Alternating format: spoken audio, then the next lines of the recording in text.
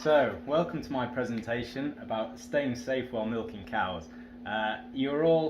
This is all basic information because you're all new to the dairy industry, and it's about informing you about the basics of safety involved with milking cattle.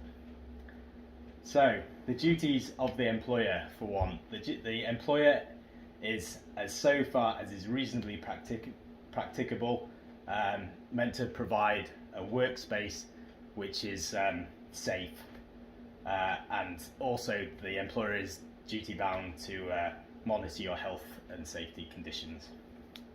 And the duties of the employee, basically you're meant to look after your own health and safety and take care not so that your actions don't impact on other people's health and safety, and cooperate with the rules and instructions of your employer as much as is possible.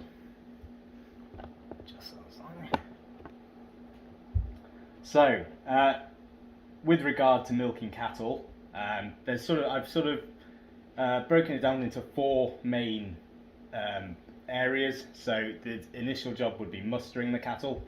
The next part of the process would be harvesting the milk. And then after the milking process has been completed, there's a wash protocol, and then there's other tasks involved too, such as tractor work, which I haven't really gone into a great amount of detail on today. So mustering. What is mustering? I would outline mustering as the process of getting the cattle from the paddock to the dairy. This usually involves walking them. So what would you need to muster cattle? Usually a vehicle. Usually that vehicle is a quad bike or a two-wheeled motorbike, but a quad bike is typically the vehicle used. And what are the risks involved in mustering? So this is a typical mustering scene. So this is actually on the farm. It's rolling terrain, so that can be a bit tricky if you're using a quad bike. This is the cattle going from a paddock to another paddock, but typically the same process exists to get them to the dairy, which in this picture is somewhere down there. They just continue down the track. The risks of mustering, the initial one would be rollover of a motorbike. This would typically happen because of taking it on uneven terrain, hitting potholes or wombat holes, hitting objects in the paddock, and then other risks involved while mustering and using the bike would be your spatial awareness. So it's always good to be experienced when you're getting the cattle out and knowing the layout, especially in the dark, so you know where things are, such as water troughs, if there's a wombat hole, if there's tree branches. All these things could lead to a collision on the quad. Other risks while mustering would be the bulls. If bulls aren't typically in the paddock all the time with cows, just at certain times of year for breeding, but they're heavy, aggressive, temperamental. And then another risk risk during the mustering process would be the actual locking of the cows in the yard. Have I got an example of that? There's an example of locking the cows in the yard where they're all going to a narrow space. They all have minds of their own. They could turn around. You could be shutting a gate. The gate could be knocked into you, and you could get an injury in the process. So, going on to quad bikes. Quad bikes are the most common form of vehicle to muster cattle, but they're also the biggest cause of death on farms in Australia. And why is that the case? So this is a quad bike.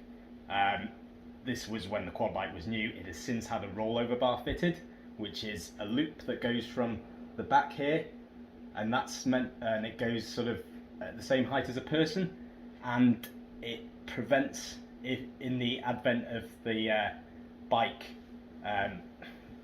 losing its positioning on the hill, rolling over, it will stop the bike crushing you. And so there's these new Victorian standards for purchasing a quad bike. So from the 11th of October last year, all quad bikes should have a sticker that warns you that there's a risk of rollover, and that the manual should indicate the same sort of thing. And also there's a yellow sticker indicating an angle which is unsafe to take the quad bike on, where you would be risking rollover. And from October this year, there's a law coming out, so any second-hand imported quad bike or brand new quad bike should be fitted with this with a rollover bar, which is also called an operator protection device, just to help you prevent from being trapped under a quad bike. There's also other ways that you as the rider and or as an organisation can prevent being trapped underneath a quad bike. So choose the right vehicle for the job. It may not be a quad bike, but usually they're quite practical, especially on hills. You could use a ute or a side-by-side RTV, a rough terrain vehicle, which the benefits of these is they do have seat belts. You can fit this operator protection device to the quad bike, so the rollover bar, and always wear a helmet. Have the quad bike regularly maintained and checked, especially by a mechanic. Check its tyre pressures, check it's actually capable of towing loads. You could have members of staff such as yourselves trained to operate and check they're actually competent in operating a quad bike, and no one under the age of 16 should ride a quad bike, especially an adult size one. And something I should also add to that is it's never acceptable to carry a passenger on a quad bike. So, as I said, this is the process of locking the cattle in the yard. So the milking process itself, we have a rotary dairy on the farm, but it can be a herringbone or a walk-through dairy, and the issue you might the dairy itself is powered by hydraulics and electrics, and currently it used to be 2 people operating the dairy, but now it's only 1 because of semi-automation. Is there a risk involved in this? 1 person working on their own. If something happens, who's there to find you? So this would be an example of a herringbone dairy. Basically the cows will walk in, line up either side, and this is usually staggered, so one side will line up, then you'll put the units on, and then they'll start milking, you'll let the other side in, they'll row up, and when these ones start to finish you swing over the units on this, but you can have units on both sides to milk 2 sides at once. This is more of an antiquated way to milk cows. This is a walk-through. It doesn't milk as many at once, and it's a lot more labour intensive. And this is what we have on the farm. This is a rotary. So basically it's like a carousel where cows walk on one by one and do a full rotation, then they get off, they've had something to eat, and they get milked in the process. It usually takes, depending on how much milk they have on them, 8 to 10 minutes. PPE whilst milking, nitrile gloves, a very good idea. For one, from a veterinary point of view, they prevent cow-to-cow transmission of pathogens, usually that cause intramammary infections, otherwise known as mastitis. And they're easy to clean, they keep your hands clean, they stop you catching things from the cattle, which is possible too. It's a noisy environment. Wearing ear protection is optional. Look, it's a good idea to wear to protect your ears from noise, but there's also inhibitory factors. While working on a dairy, you can't hear when things have gone wrong, so it's always good to be able to hear things too, which quite often you detect by hearing them happen.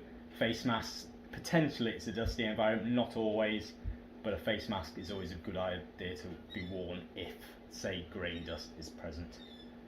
So the risks involved in milking cows, so the cattle themselves, they're an independent animal, they have independent thought, they're capable of causing injury to people milking them, usually because of their temperament. It could be, which can be influenced by the weather, whether they're on estrus, so basically if they're on heat, if the flies are bothering them, it can make them jumpy, and even things like mycotoxins, which is a type of mold which can exist in the grass or feed, which can influence their behaviour, and there's other factors like hunger.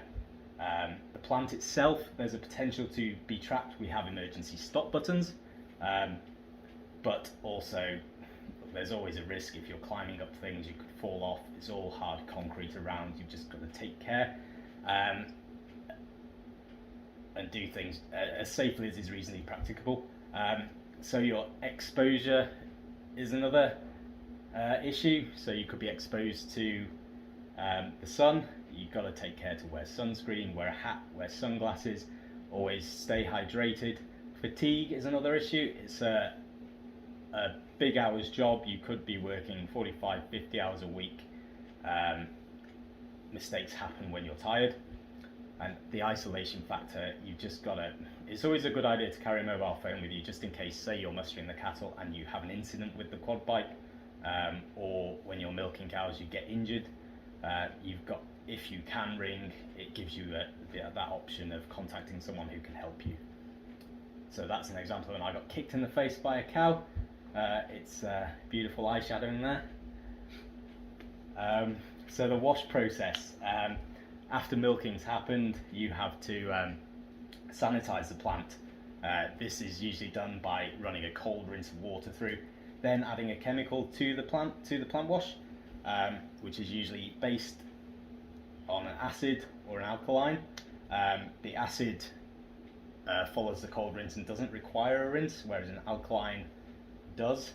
And there's also other chemicals involved, such as sodium hypochlorite, which is effectively a very strong bleach.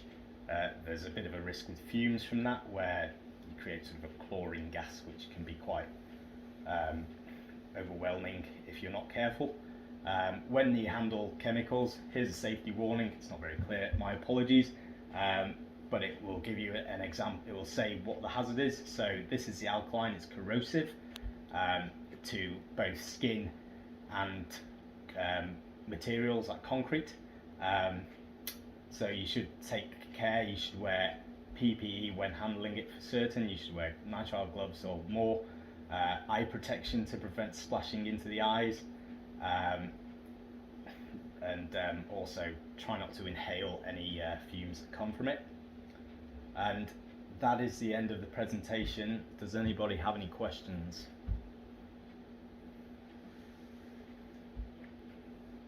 Anyone? Quad bikes. Quad bikes. You've obviously explained all the legislation changes that have come into place to protect you when you've tipped it. Are there any driving procedures that you can do to prevent you tipping it in the first place? I think experience is something that helps. So always, well, you can't get experience without experience, but you should always take care when driving. You shouldn't drive too fast. Have respect to the terrain, and just generally don't fool around on them. They're not toys. They're very powerful. Say some of them are 600-700 cc's, which compared to a road motorbike is 400 cc's. A lot of the time, they're very powerful engines. Are they more likely to tip going fast or slow, or the speed doesn't really? Fast generally, because you're more likely to lose control. They're not that stable. Everyone assumes they're quite safe, but they're not. And when they do roll over, that's the whole point of these new legislation, to stop people being crushed by them. They do tend to crush you because they are heavy. And wearing a helmet's a very good idea too, because at least if that does happen, your head's protected. So yeah. Any other questions? Because with the wash up and Yep. the chemicals, do they need to be stored appropriately? Do you have special areas so they're not stored with something they might react with? They're generally stored in big plastic drums, and quite often you don't have to physically handle the chemical yourself. You don't have to decant with a jug. There's actually automatic pumps that will draw the chemical up and put it into the wash tub, so that you can avoid the actual handling process of the chemical, which is great for your personal safety, because I've had chemical burns before and they hurt. So, so anybody else? Well, those chemical that burn, they can also do a great deal of damage to your lungs, can't they? Exactly, yeah. So you have to be very careful in that respect. Exactly, that's the same with the sodium hypochlorite. It can be quite. You've got to make sure you're using it in a ventilated place, because if you do get it trapped in a corner and it's present in the air, it can be pretty overwhelming. So I think they could do some pretty serious damage to your lungs if you don't have ventilation equipment or there's no airflow. So I notice you use PPE.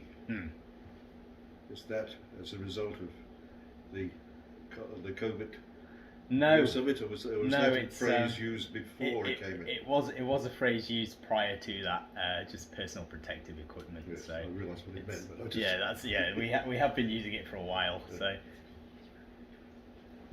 So yeah. Any questions anymore? No? Just All so right. we oldies don't do anything. Thank you very much, and I'll issue you with feedback forms.